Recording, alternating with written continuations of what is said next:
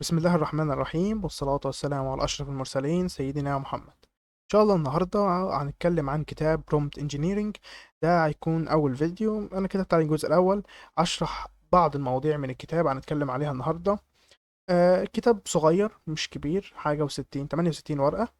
فأنا بس هقرأ حبة مواضيع فيه والمواضيع اللي لها صلة ببعض أعملهم في فيديو. بس يعني كلمة الجزء الأول أو كده هتكون بناء عني. يعني الكتاب مش متقسم يعني فصول أو كده، هو بيتكلم عن مواضيع ومقسم كل توبكس في حتة، بس اللي هو إيه، أنا مش ماشي أنا على تقسيمه بالظبط.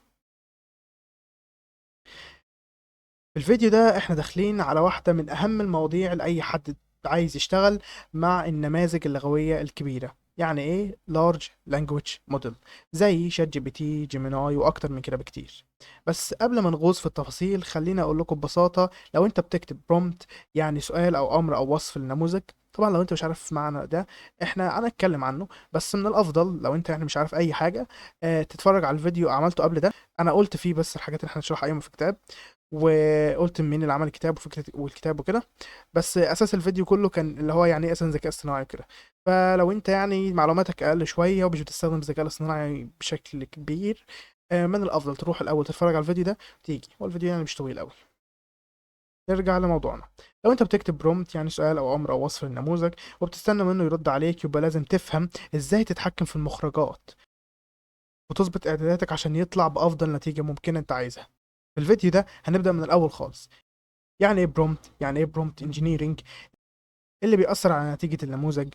وهنشرح مع بعض اعدادات مهمة جدا زي التمبريشر او سخونة الابداع او درجة العشوائية، هنتكلم عنها طبعا قدام، والتوب كي والتوب بي، والتحكم في طول الرد. وهنشوف ازاي نركب كل الحاجات دي مع بعض عشان نطلع بنتيجة مظبوطة. هدفنا من الفيديو ده ببساطة تفهم ازاي تفكر صح وانت بتكتب برومبت، وتعرف تتحكم في شكل ونوعية الإجابة اللي النموذج هيطلعها لك. يعني مش بس تسأل، لا تسأل صح وتتحكم كأنك سايق النموذج بنفسك. فلو جاهز اربط الحزام ويلا بينا نخش على أول خطوة في عالم البرومبت انجينيرنج. أول حاجة لازم نبقى فاهمينها عن النموذج اللغوي الكبير أو اللي بنسميه LLM، إنه في الآخر مجرد متوقع للكلام الجاي. يعني أنا بكتب له بداية الجملة وهو بيكملها لي بناء على الحاجات اللي اتدرب عليها قبل كده. الحاجة اللي احنا بنكتبها دي سواء كانت سؤال أو أمر أو جملة أو حتى صورة، دي اسمها prompt. وده المدخل بتاعنا للنموذج، زي ما بتديله مفتاح للعربية عشان يدورها. وكل الناس تقدر تكتب برومبت، مش شرط تكون عالم بيانات أو مهندس ذكاء اصطناعي. بس لو عايز نتائج مظبوطة محتاج تعرف تظبط البرومبت بتاعك ازاي، لأن في حاجات كتيرة بتأثر على النتيجة اللي هو هيطلعها لك. زي النموذج اللي انت شغال عليه، البيانات اللي اتدرب عليها، اعدادات النموذج نفسه، الكلمات اللي استخدمها، الاسلوب، السياق، حتى ترتيب الكلام. كل الكلام ده بيفرق جدا. وعشان كده بنقول ان البرومبت انجينيرنج مش ضغطة زرار، لا، دي عملية تجريب وتعديل وتحسين مستمرة. لو البرومبت بتاعك مش دقيق ممكن يطلع لك ردود غريبة او مش مفهومة او حتى غلط، وده طبيعي جدا لان النموذج بيشتغل بناء على اللي انت بتديهوله. هنتكلم دلوقتي عن اعدادات مخرجات النموذج او ال LLM Output Configuration. بعد ما تختار النموذج اللي انت هتشتغل عليه، سواء شات جي بي تي او جيميناي او ايا يكن، في شوية إعدادات مهمين بتتحكم في شكل وطريقة الكلام اللي هيطلع من النموذج. لو فهمت الإعدادات دي هتعرف تتحكم في النموذج زي ما تحب. إيه الإعدادات اللي هنشرحها هنا؟ أول حاجة Output Length، طبعا هنتكلم عن الموضوع ده بالتفصيل، بس بعرفك بقى المواضيع. تاني حاجة Sampling Controls، اللي هي جواها الثلاث حاجات دول: Temperature، Top K and Top B. أول حاجة هنتكلم عليها هي ال Output Length أو عدد التوكينات، او اللي هي الكلمات او اجزاء الكلام. يعني ايه كل ده؟ النموذج مش بيكتب جمل عشوائيه، هو بيولد كلام على هيئه توكنات او توكنز، يعني كلمات او اجزاء كلمات. وانت ممكن تحدد له عدد التوكنز اللي عايز يكتبها. ليه يهمك الموضوع ده؟ كل ما تزود العدد النموذج هيكمل اكتر، كل ما تقلل العدد النموذج هيقف بدري. ليه مهم؟ لو العدد قليل النموذج مش هيختصر الكلام، هو بس هيقف فجأة. يعني لو كنت بتسأله عن هجوم السيكوال انجكشن مثلا، ممكن يشرح نص الفكرة ويقف فجأة عشان العدد خلص. مثال بسيط هنا عندنا، لو كتبت له اشرح لي انواع الهجمات على تطبيقات الويب وخليت الاوتبوت لينس 30، النموذج ممكن يشرح نوع واحد بس ويقف. لكن لو انت خليته 100 هيشرح لك اكتر من نوع سيكوال اكس اس اس او اكتر من كده. sampling controls، طبعا هم اكتر من حاجه، ودلوقتي هنتكلم عن كل واحده فيهم واحده واحده. في البدايه هو ايه اساسا المعنى ده؟ النموذج مش بيختار الكلمه الجايه بشكل مباشر، هو بيحسب لكل كلمه احتمال معين وبعد كده يختار بناء على الاعدادات اللي انت حاططها له، ودي اللي اسمها sampling controls. اول حاجه هنتكلم عندها التمبريتشر، اللي هي درجه العشوائيه. لو الرقم قليل مثلا صفر او 2 من 10، النموذج هيختار الكلمات الاعلى في الاحتماليات، يعني النتيجة هتكون ثابتة واضحة. لو الرقم كبير زي 8 من 10 أو 1، النموذج ممكن يختار كلمات مختلفة، النتيجة بتكون متنوعة أو حتى بشكل غريب وعشوائي شوية.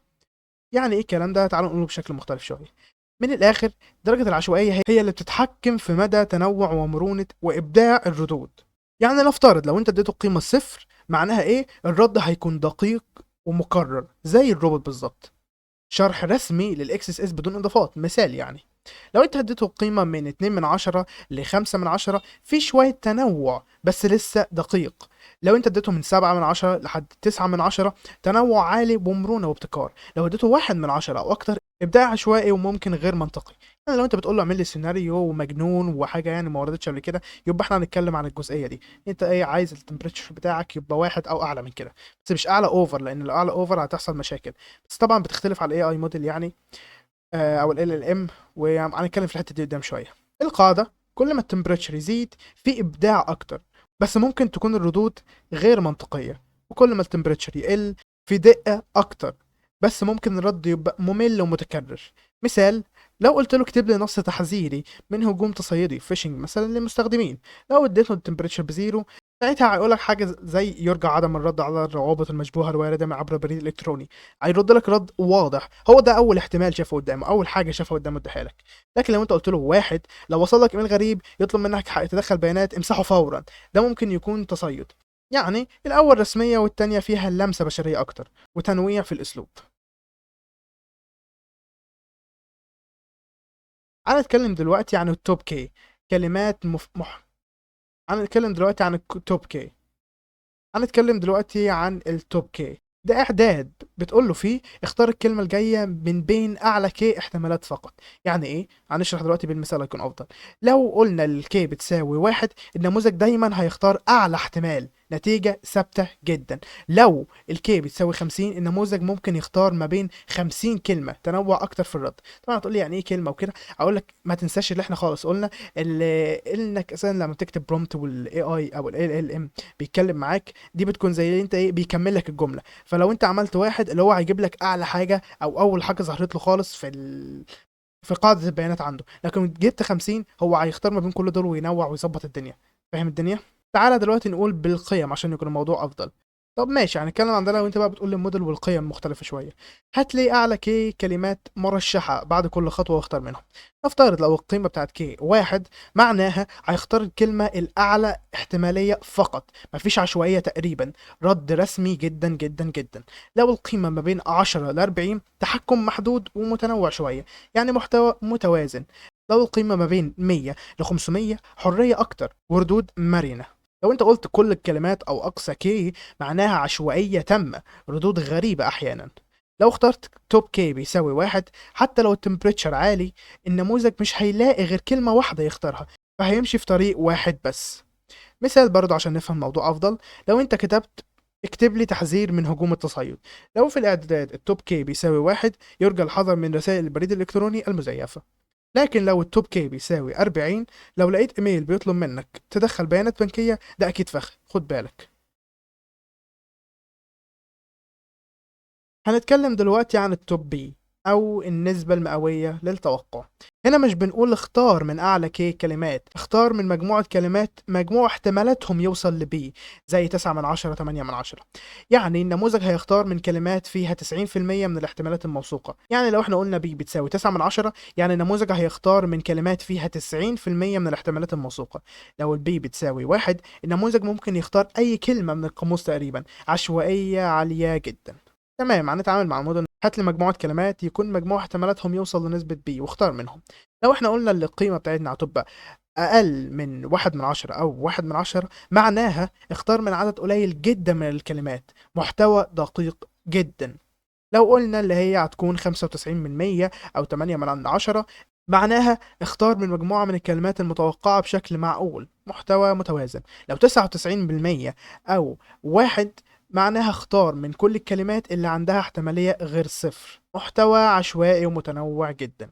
الفرق بينه وبين توب كي عدد ثابت من الكلمات مثلا 40، لكن التوب بي نسبة احتمالات مثلا 95% من إجمالي الاحتمالات. كل ده هتفهمه أكتر قدام لما نجمع ما بينهم.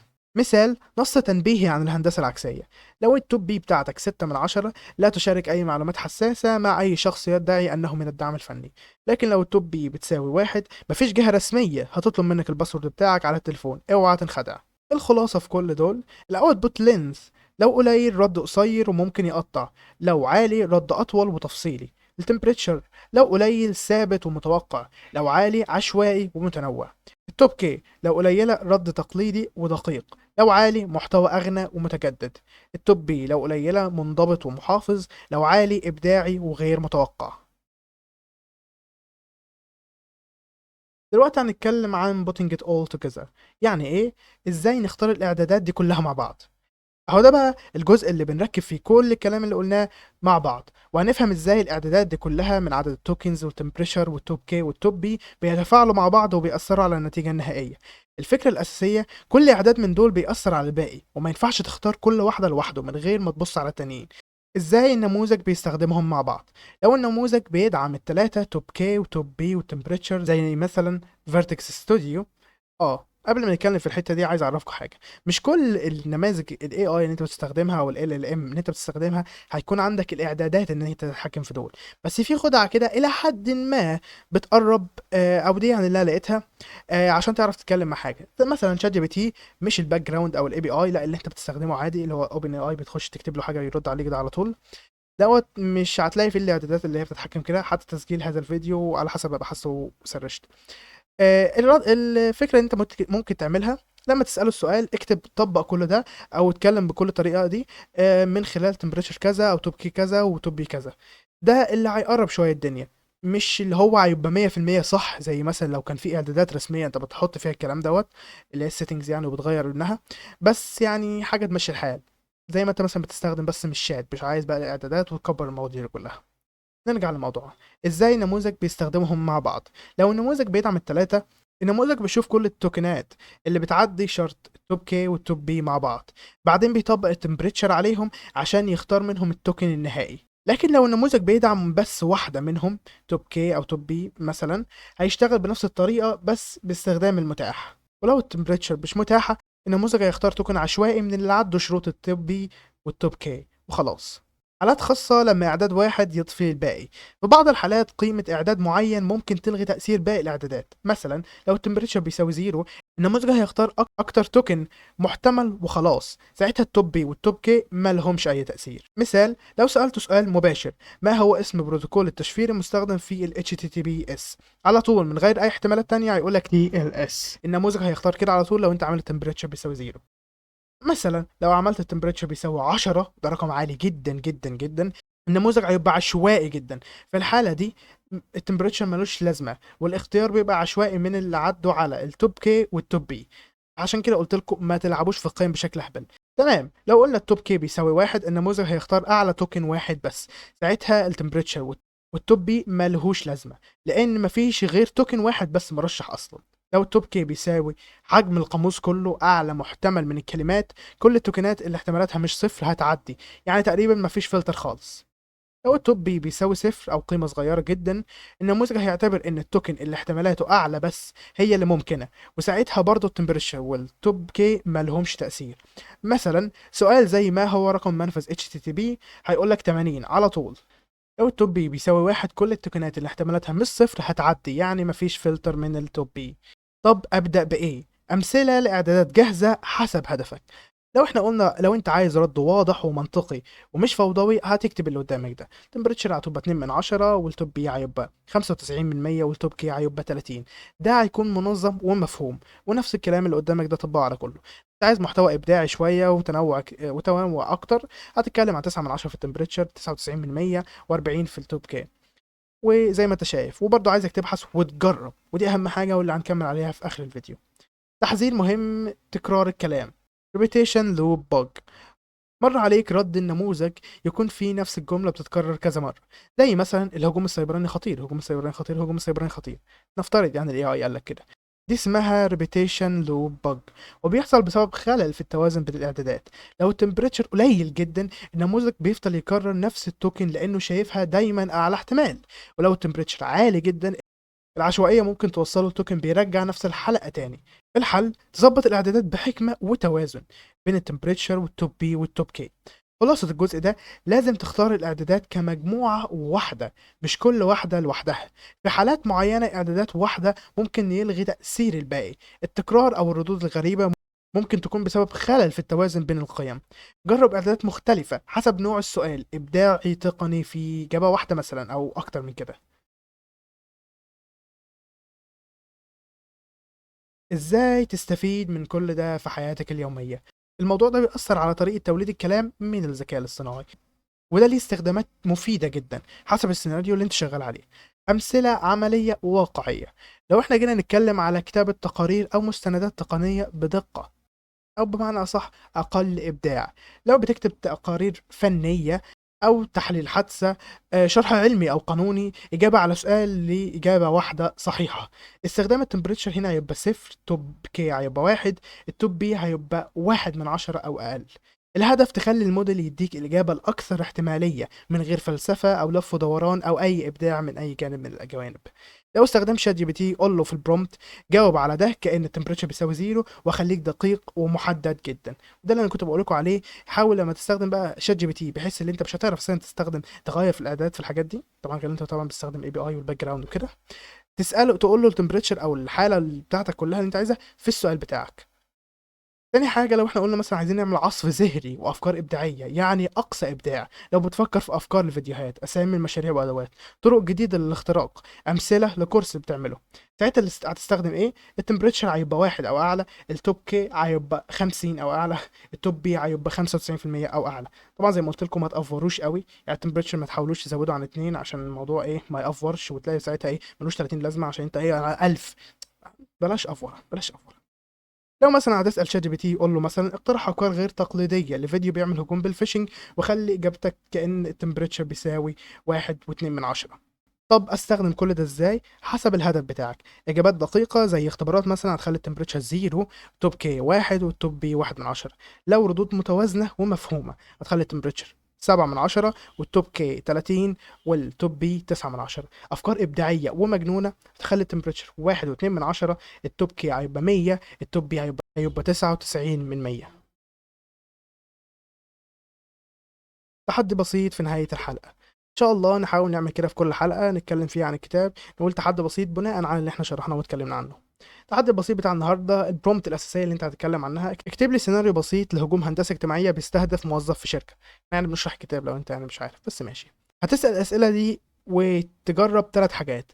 أول حاجة هتجرب إعدادات منخفضة دقة وثبات، وتتفرج على نتيجة ثابتة جدا وغالبا هتكون رسمية وما فيهاش ابتكار. تاني حاجة هتلاقي إعدادات متوازنة ومتوسطة. طبعا أنت هتقول الكلام ده مع شات جي بي تي، يعني تديله برومبت تقول له مثلا أنا عايزك تتكلم بالطريقة كذا، والإعدادات دي تحطها كده بالظبط. تالت حاجة تتكلم بإعدادات عالية وابتكار وعشوائية، وأنا حاططهم قدامك على الشاشة، حاول تكتبهم وتشوف إيه اللي هيتغير، ووريني تحت في التعليقات وشاركني تجربتك. دي كانت نهاية الفيديو. ما تنساش تشترك في القناة، ده الموقع بتاعي، ده اللينك بتاعه. ما تنساش تروح على لينكد ان وقبيلة وفيسبوك وتليجرام. تليجرام هتستفاد منه كتير. وفي نهاية الفيديو بحب أذكركم ما تنسوش تدعوا لإخواتنا في جميع أنحاء العالم وخصوصا في غزة. آه، ما تنسوناش من صالح دعائكم. السلام عليكم ورحمة الله وبركاته.